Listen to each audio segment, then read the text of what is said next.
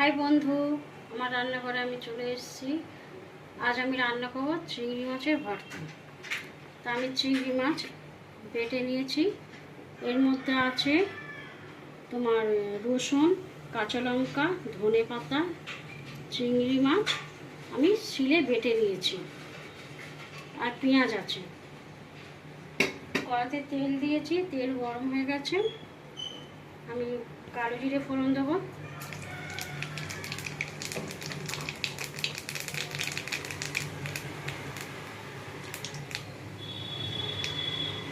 পেঁয়াজ কুচি দেবো।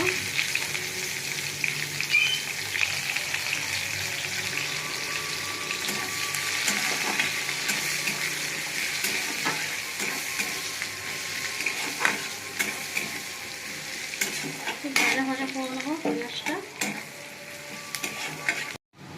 আমার ভাজা ভাজা হয়ে গেছে। এবার আমি কাঁচা লঙ্কা কুচি আর টমেটো দিয়ে দেবো।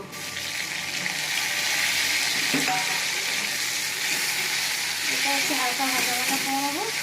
এর মধ্যে একটু আমি নুন দেবো।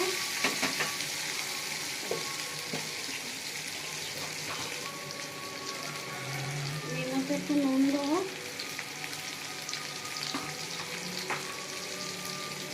সামান্য হলুদ দেবো।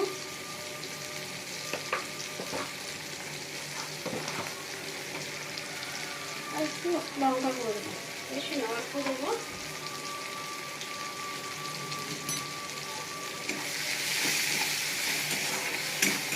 একটু আমি ভাজা ভাজা করে নেবো মশলাটা।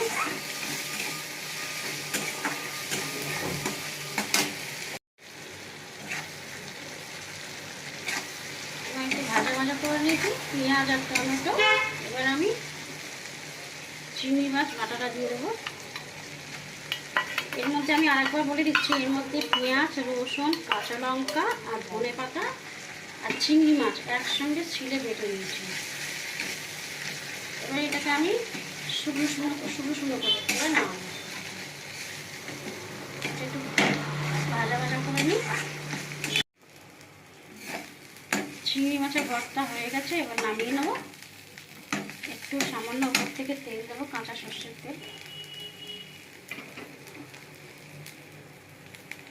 কাঁচা সর্ষের তেল একটু ছড়িয়ে দেবো অল্প করে।